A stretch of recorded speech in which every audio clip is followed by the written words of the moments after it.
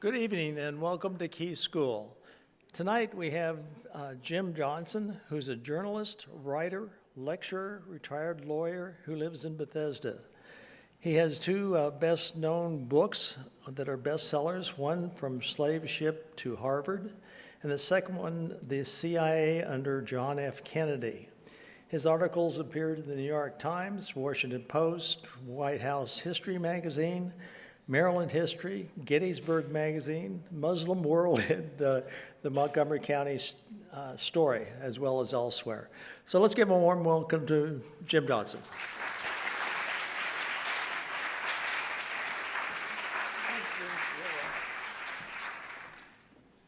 Yeah, I thought Muslim World, I always like that. I'm going to let Jim get off the stage first, so he might attract attention from me.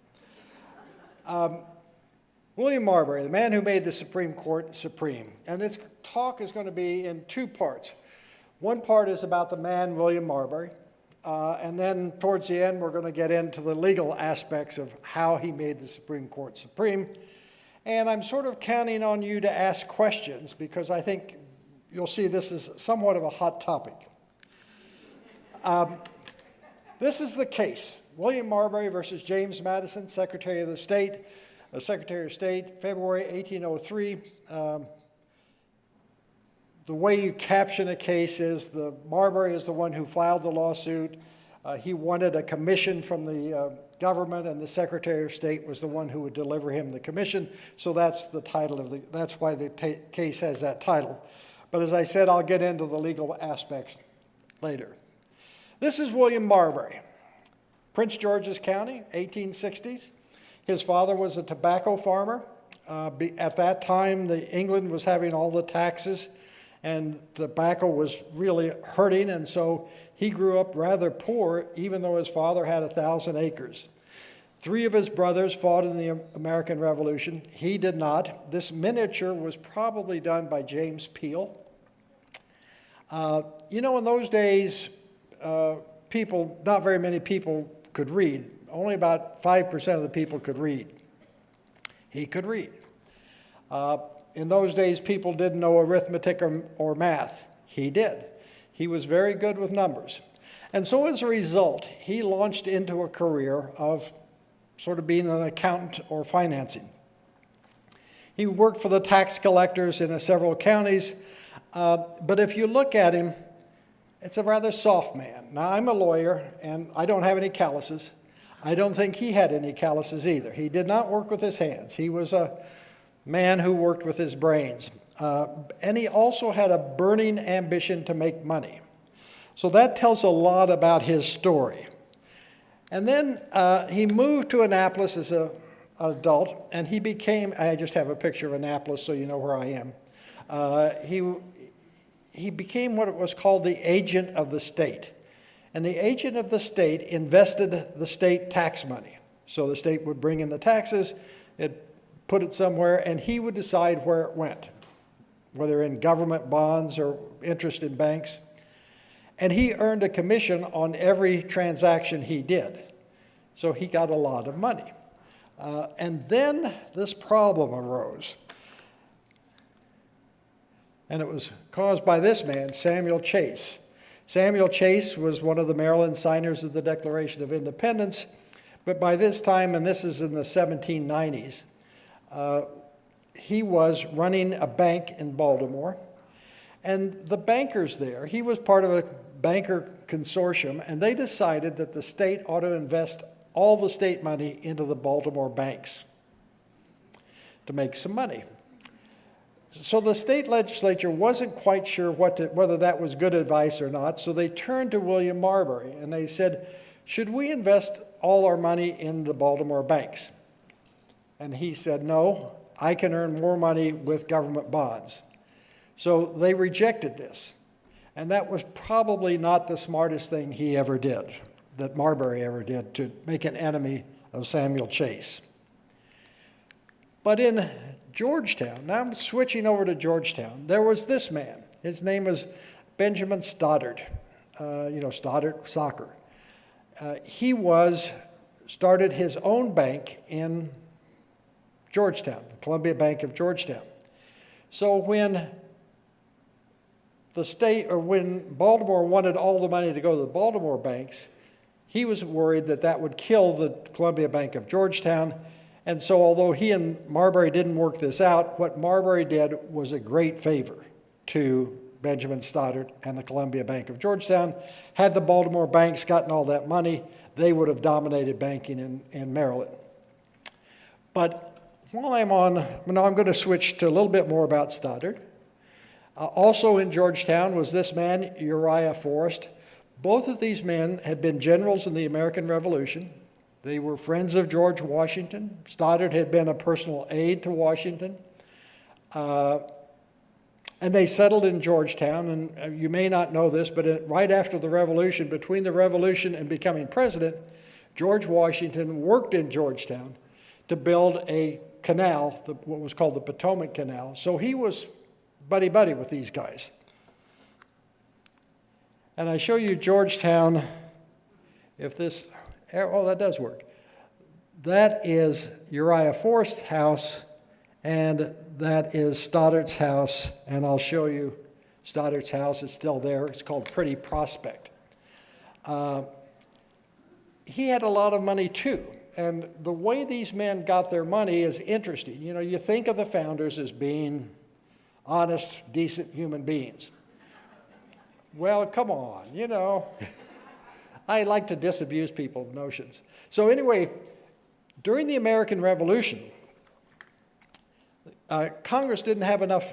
This last one. This is the Stoddert Children, painted by Charles Wilson Peale, at that Pretty Prospect. I mean, these things are really fun to me because these are paintings of these people at the time. You know, it's like having photographs. And so these are his children. That's looking down at the Potomac. And now, as I move to my story about how Benjamin Stoddert made his money, I'm going to explain this in a minute. During the Revolution, the Congress didn't have enough money to pay the soldiers often. And so what they would do instead would be to give them these pieces of paper. And these were indentures that were worth 40 acres of land in western Maryland or Pennsylvania. So, of course, if you're Private Johnston, you go up to the paymaster, he says, here's your pay, and I get this piece of paper, and of course I want to go drink a beer.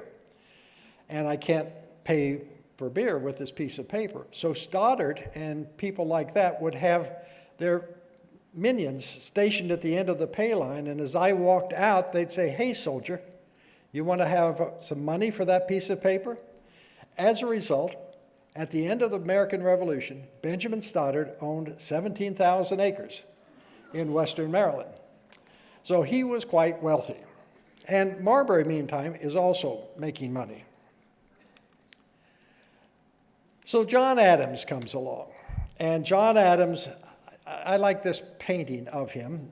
This is by Benjamin Blyth. It doesn't look anything like you are familiar with John Adams. Benjamin Blyth was not a trained painter. This was actually done with what they called crayons then. They're not wax crayons like we used as kids, but they were sort of an oil-filled tube that you could, so it doesn't look very good. But I like this. So John Adams has become president. It's 1896, he's elected president after Washington.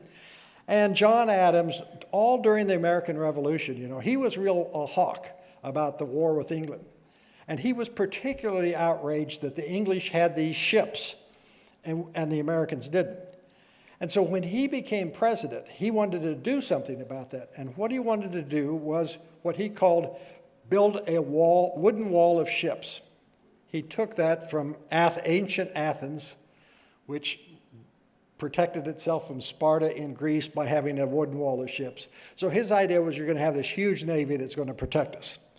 And the man he picked as Secretary of the Navy is Benjamin Stoddert. So Stoddert says, you know, I'd like to get William Marbury out of Annapolis and bring him over to Georgetown and to run the Navy Yard. And that's how the Navy Yard got started. It was one of several yards to build these Navy ships on the East Coast. And he put, I'm going to reach down here and get my water, he put William Marbury in charge of the Navy Yard. Well, you know, William Marbury was not an administrator. He was not a manager. His specialty was money. And the only notable thing he did at the Navy Yard was he found that the superintendent had used iron that the government had paid for his house, so Marbury made him pay the government for that iron. So he wasn't the great manager, but that's what he was doing. Now, 1796, John Adams is wrapping up his term, and they're moving into another election. Oh, and this is Marbury's house, and you're going to see more of this later. If you look at that flag, I can see it. Yeah, the flag on the right, that's the flag of Ukraine. And the Ukrainian government bought that property in the early 2000s, and I got a tour of it, and I'll talk about that later. But that's on M Street in Georgetown.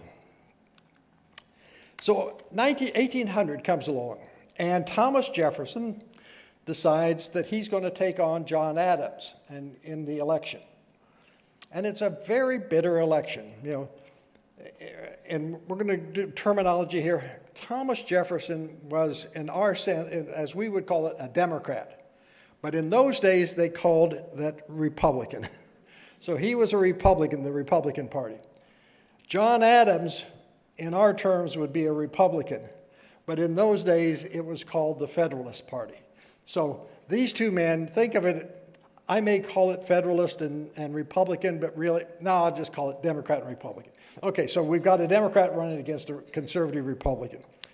So we're all familiar with today the Electoral College, Maryland. You don't actually vote directly for president. You vote for electors who then will vote for the president. Well, that's the way it's always been done. It's in the Constitution that way. Except the Constitution doesn't say precisely how it's to be done. And therefore, Maryland today is winner take all. Whoever gets the most votes in Maryland gets all the electoral votes in Maryland. But you don't have to do it that way. You can also do it by congressional district. Nebraska does it that way. And I think maybe New Hampshire does it that way. So in those days, it was indeed, Maryland did pick electors by congressional district. So if you look at this map, Maryland's off there to the right. This was the results of the 1800 election, and Jefferson is in green, Adams is in salmon color. You can see that North Carolina chose by congressional district, so did Maryland, so did Pennsylvania. So all this is going on. Well, Benjamin Stoddard and William Marbury decided that Adams, if Maryland did winner take all, Adams could probably win the whole state. So they pressed for a bill in the Maryland legislature to convert Maryland to voting winner take all, thinking that that would help Adams win. And it would have, and it got in the newspapers that these men were cheating, and they actually promised one of the Maryland legislators a job in the Adams administration if he would get this bill through the legislature. So you see here, it really would have made a difference. In those days, ignore Burr and Pinckney and the others, just focus on Jefferson and Adams. You can see that Jefferson got 73 votes, electoral votes, and Adams got 65. But Maryland was split 5-5. So if Stoddard and Marbury had gotten their way, Adams would have gotten 10 votes, and Jefferson would have gotten 0, and Adams would have won the election. But that's not the way it turned out. The whole point is Benjamin Stoddard and William Marbury were not great political friends of Thomas Jefferson, and Thomas Jefferson won that election. So it's 1800, November of 1800. Not only did the Federalist Party lose the presidency, it also lost the Congress. So it lost both branches of government. And the elections then were in November of 1800, but the president and Congress wouldn't take office until early 1801, March of 1801. So the Federalists got up a scheme that although we're losing the presidency and Congress, now I know this sounds familiar probably. They got up a scheme that if we're losing the presidency and Congress, there's one other branch of government. It's called the judicial branch. And we're going to hold on to that. And the way they did that was in this interim period before Jefferson and the Federalists take office in March of 1801, in that period of time, they passed a law creating a whole bunch of new judgeships, courts, judgeships, and they got their appointees passed and onto those courts, so they were holding on to the judicial branch. There was one other thing they wanted to do, and this is the familiar diamond you see of the District of Columbia. That's Virginia at the bottom. We'll ignore that. You know, they reseceded, so they don't count. But in the part that came out of Maryland, there's Georgetown, and there is what was called the Federal City, and all the rest of that was called Washington County. And in this whole creation of the District of Columbia, Congress provided that there would be justices of the peace to run this whole Maryland section of the District of Columbia. And you know, justices of the peace, marry people today, they do stuff, small claims court, and they did those things then. But they had a very special role in Maryland and in the District of Columbia. They were what was called a levy court, L-E-V-Y. And their main job was to take tax money and build roads. That was what, they were basically the county council. So these justices of peace positions became very important because to the development of the District of Columbia. Now bear in mind, Benjamin Stoddard and his friends had the Columbia Bank of Georgetown. And one of the things they did was loan money to speculators who were buying land all over the District of Columbia. William Marbury also was a director. And so if they could control those justice of peace positions, they could build roads out to their developments, just like realtors today do. And so that was the whole scheme. So they got in this whole mess, they got John Adams to appoint justices of the peace, that they were selected, and it turned out that I think there were 14, 7 of them were directors on the Columbia Bank of Georgetown. So it was all a money-making scheme, really. That's the background of the case. Now, when you get a position in the federal government today, this is Obama signed these are called commissions. It's just a piece of paper. And you can see down at the bottom, Hillary Clinton is signed on as Secretary of State. Same way back then. So John Adams, all these judges get appointed, nominated, confirmed by the Senate. John Adams signs them off, signs these pieces of paper, gets them to all the judges. But since the justices of the peace were the least important ones, this doesn't get done until the last minute. And they call it the midnight appointments. It really wasn't at midnight, but it's at the very end of John Adams's term. And he finally signs these pieces of paper and plans to deliver them to the justices of the peace. Well, the man who's supposed to deliver them is John Adams's Secretary of State, John Marshall. So John Marshall takes these pieces of paper. He's not going to deliver them personally. His brother was one of his messengers, but he hands the pieces of paper out to his messengers and says, take these out to the justices of the peace and hand them their pieces of paper. Well, it was snowy, there were problems. And one guy, well, several of these justices of the peace did not get their piece of paper, including William Marbury. William Marbury, by this time, was very rich because, remember, I told you that Stoddard had 17,000 acres of land in western Maryland. Well, he got in financial trouble. He took out a loan from Marbury for those 17,000 acres of land. He defaulted on the loan, and Marbury took them over. So by this time, William Marbury has 17,000 acres of land in western Maryland and all the money he's saved. So he's very wealthy. And he, not only did they want to get these justices of the peace so they could help their depositors or their investors in their bank, but they also, William Marbury just wanted to be a justice of the peace. He thought that was a neat thing, to be called judge. So Thomas Jefferson is sworn in. He takes office. His new Secretary of State, James Madison, comes to him and says, hey, we have these commissions left over for these justices of the peace. They haven't been delivered. What should I do with them? And Jefferson says, throw them away, especially Marbury's. So Marbury's commission, he doesn't get his commission. Well, Marbury is not a man to trifle with. He's got a lot of money. This little whippersnapper from Virginia, he's going to show him a thing or two about how big boys play politics. John Marshall is surprised at this, and he writes his brother about a week afterwards and said, I don't know what all this fuss is about. I thought the commissions were good once John Adams signed them. That's going to be the issue in the case. So he's prejudged it. But not only that, there's the case. Not only that, but John Marshall becomes Chief Justice of the United States. So the man who didn't deliver the commissions is going to sit in judgment as to whether it's proper or not. I told you the founders were not that upright.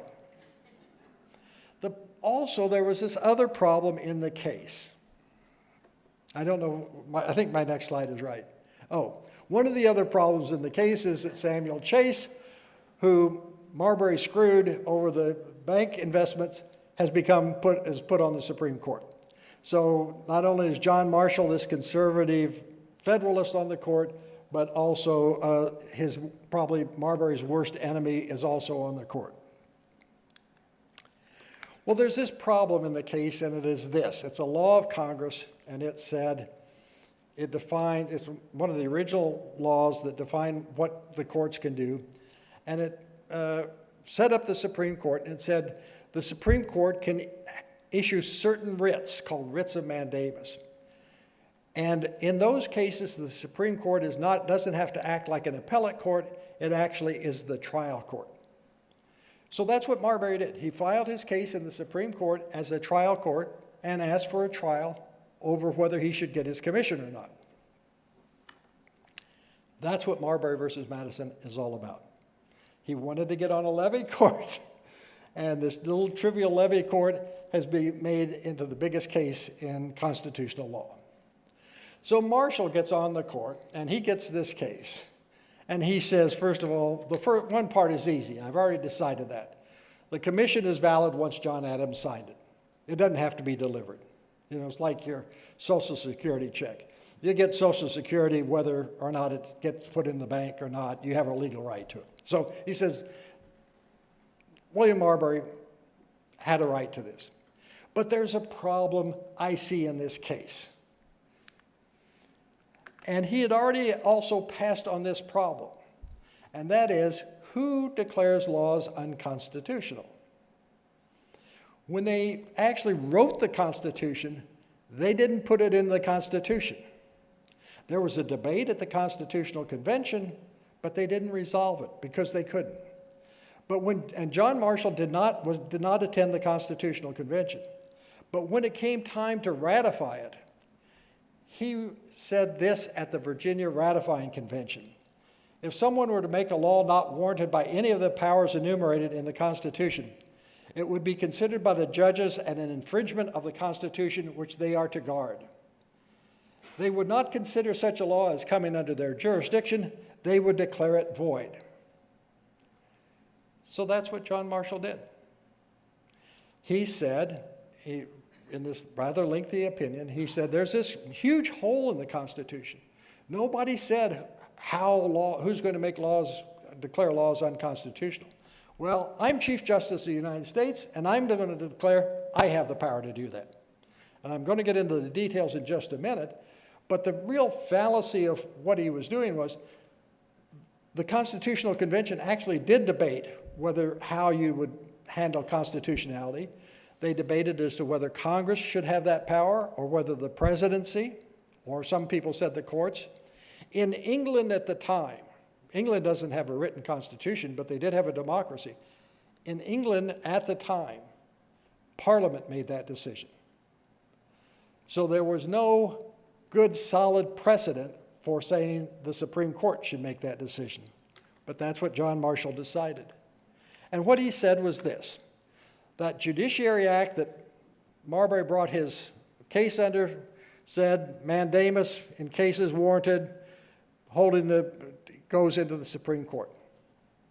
But the Constitution said the Supreme Court only has appellate jurisdiction except in cases involving ambassadors and state lawsuits between the states.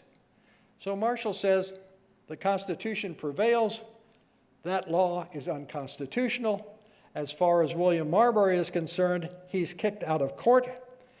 He did have a right to that commission, but if he wants to get it, he has to go to a trial court. And that's Marbury versus Madison. And I'm going to take questions later. So now you know what it is. He declared the Supreme Court supreme. All right. Afterwards, Thomas Jefferson was outraged about it. He wrote Abigail Adams and said, I don't know, this is a despotic branch. The judicial branch is despotic for that kind of opinion. And later he wrote someone else and he said, certainly there is not a word in the Constitution to support that case. So that's what Jefferson thought of it. Now I'm going to go back to William Marbury and go through William Marbury for you as to what happened the rest of his life. This is a picture of the Potomac River. The first bridge you see, the first bridge you see here is the Key Bridge, then the Roosevelt Bridge, and then the Memorial Bridge. William Marbury's house was right here at the left at the bend in the river. The Navy Yard was clear down there at the bottom at the Anacostia. Well, William Marbury, by this time, he's lost the Supreme Court case. He's not a justice of the peace in Georgetown. He was manager of the dance assemblies. That was something he really wanted to do. People in Georgetown were pretty bored and they liked to dance on weekends. And so William Marbury, for years, was manager of the dance assemblies. So that's the kind of man he was. And so he thought the district would move down the river to the south.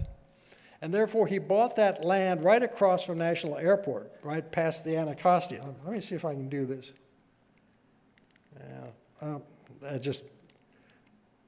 So he bought that land, and that was called Bow Plain then. It was like 200 or 300 acres. The district did not grow to the south. It grew to the north. And Bow Plain today is Blue Plains. It's where we send our sewage. So that was Marbury's land. So he wasn't the most savvy investor. When I wrote an article about this, and so when I did that, I went down to the National Archives to see exactly what Marbury left. And he owned a lot. He was very wealthy. He had what really impressed me was, in not a good way, he had 37 slaves. 6 of them were at his house in Georgetown.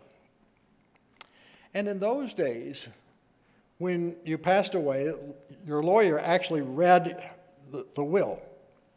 It was really a formal ceremony. The whole family would come in, the lawyer would sit down, and he'd read the will. And that's how all your descendants or your heirs would find out what they got.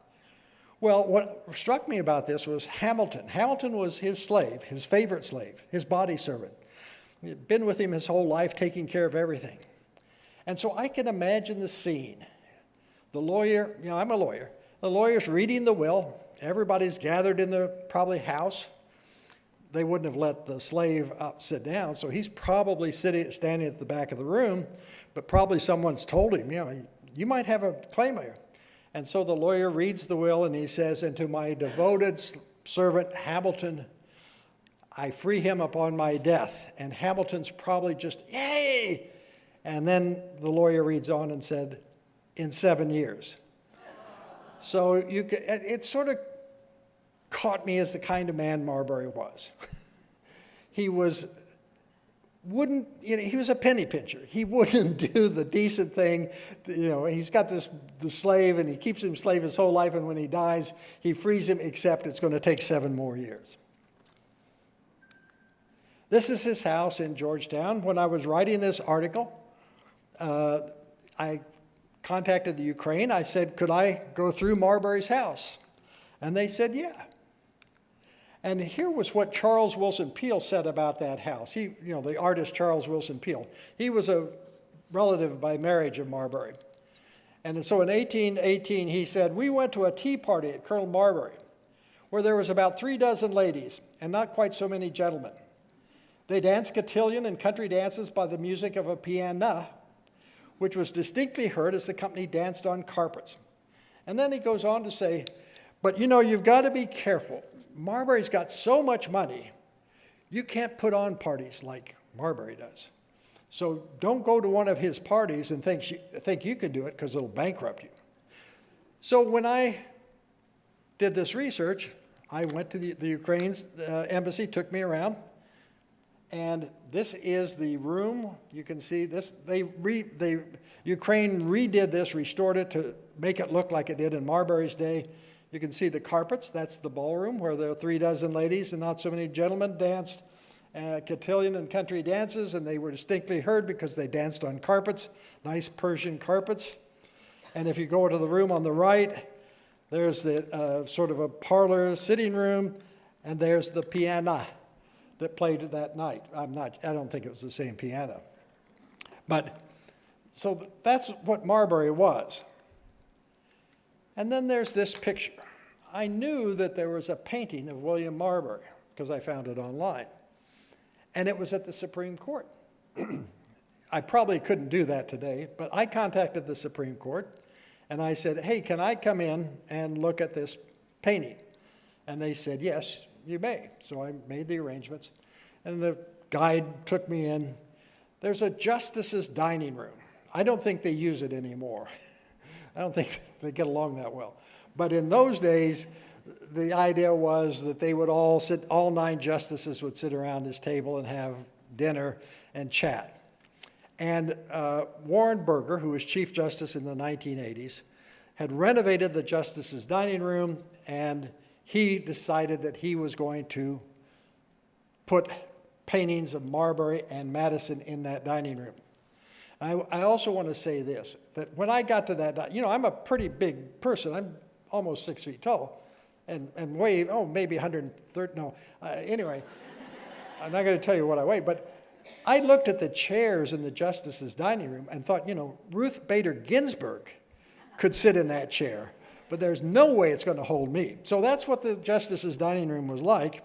And so this was James Madison by Charles Wilson Peale, but this was too rare. The only painting of Madison that Chief Justice Burger could get was this one by James Frothingham. So when you go into the Supreme Court dining room, the justices' dining room, you see Marbury versus Madison. They're not directly like this, but they're hanging on the same wall. And it is the message that Warren Burger hoped to pass to all future justices: don't think small. Look at what John Marshall did. He took this silly little case of a man who wanted a justice of the peace position in Georgetown, and he turned that into the most important case in Supreme Court history. And I'm going to just sort of editorialize. The thing has gotten about the Supreme Court should call balls and strikes. They've never called balls and strikes. They've always made broad policy. And the message is, look, the whole power of the Supreme Court comes from a policy decision made by John Marshall. It is not in the Constitution. There's no good support in any of the legislative history of the Constitution that the Supreme Court was supposed to have this job. And indeed, if they thought the Supreme Court was going to be the one who would declare things unconstitutional, they probably would have had a completely different Constitution. So with that, I've told you, William Marbury, the man who made the Supreme Court supreme, and I'll take questions.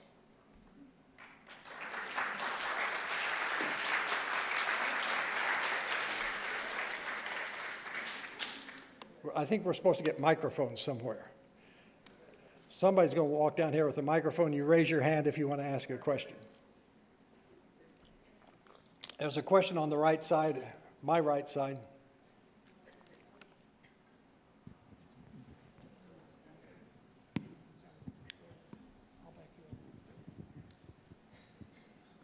One right here? Yep.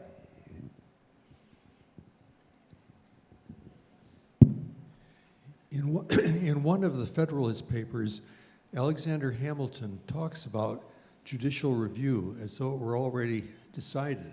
That was about, what, 5 years before this case. Where do you think he got the idea? Well, he was a Federalist also. They wanted a strong federal government, so that was not the feeling at the Constitutional Convention. I think he argued for it. I think he made statements like that at the Constitution. I'm sorry, I should tell you what the question was. He said that Alexander Hamilton in the Federalist Papers said there should be judicial review. And so that was my answer.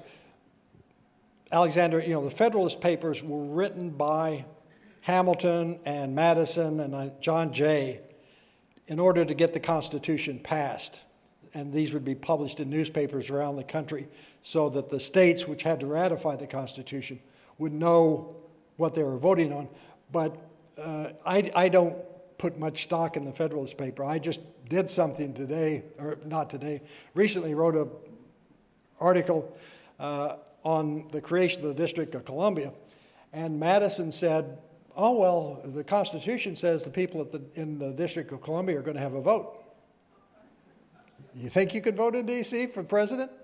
So they said things in the Federalist Papers to sell the Constitution. I'm not sure he was really thinking about constitutionality. I think he was thinking more about regular judicial review. But it's a good question and a good point. Other questions? Oh, come on, people have to have questions. I was talking at dinner with Jim, and we said, what are the alternatives? Well, one of the alternatives been recommended and is possible without amending the Constitution is that the Supreme Court would be made up by a rotating group of federal judges. You'd serve 2 or 3 years on the Supreme Court, and then you'd go back down to an appellate court. And that way, you wouldn't have such a high stakes in getting on the Supreme Court. I mean, when you look at it today as how it's evolved, it's become ridiculous. And it was never intended for, this whole, they never thought about this. This was something they just didn't think about. And it's evolved in a way that I think whether you're a Republican or Democrat, it's not a good thing. I mean, the fights that were in the 1990s over Clarence Thomas's appointment and all these unseemly fights are just silly. It should never have gotten to that point. So anyway, that's sort of my lecture. And I try to stay neutral on this. I mean, I have my own opinions, but I try to stay neutral. Okay, anybody else? Yes, back here. All the way back there. And we've got about 5 more minutes. The last question. This is the last question. No, Oh. I was just going to he's teaching a course on the Federalist Papers for the last question. Okay. Has there been any challenge to Marlborough's decision brought to the court challenging the Supreme Court's right to declare unconstitutionality? The question is, has anyone ever claimed that that was wrongly decided? Not in a court case. And indeed, everybody thought this was trivial. They didn't think this was a very important case at the time. The first time it really became prominent was in 1895 in a case called Pollux. And I looked at it in preparation for this lecture, and also I was thinking about writing something about it.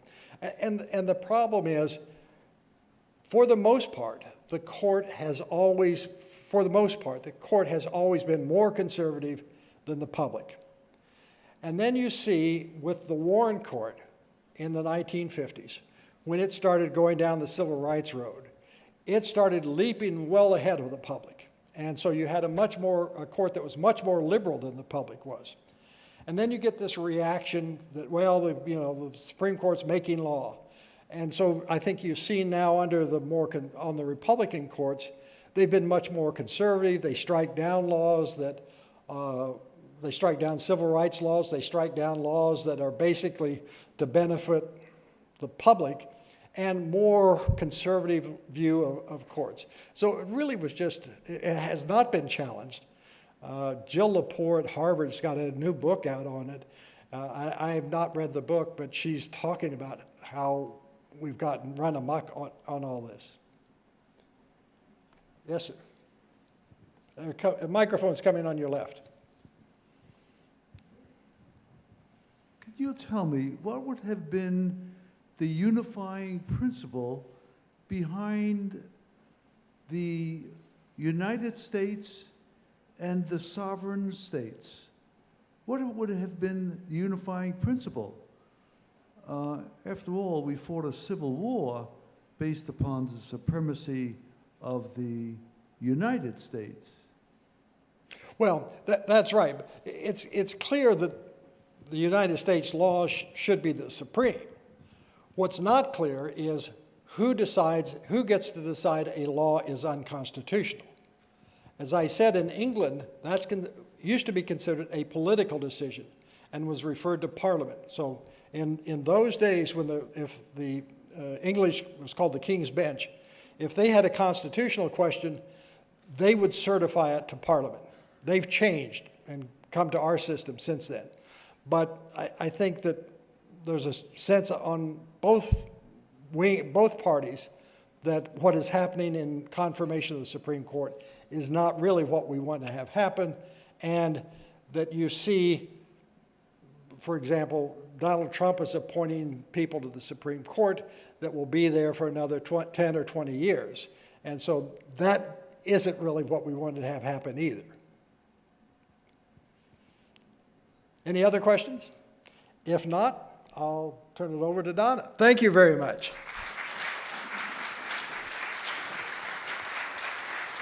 Thank you, Jim. It's always interesting to hear some background on some of the characters that we don't know a whole lot about. Chase and Stoddard and Forrest and all of the issues of constitutionality. Thank you so much. On Thursday, we'll be talking about making Greenland green again. Our presenter will be George Strosser, who's a resident of Asbury Courtyard Homes. Apparently, Greenland's strategic location and abundant natural resources have led to its increasing global importance. So see you Thursday, 7:30. Thank you.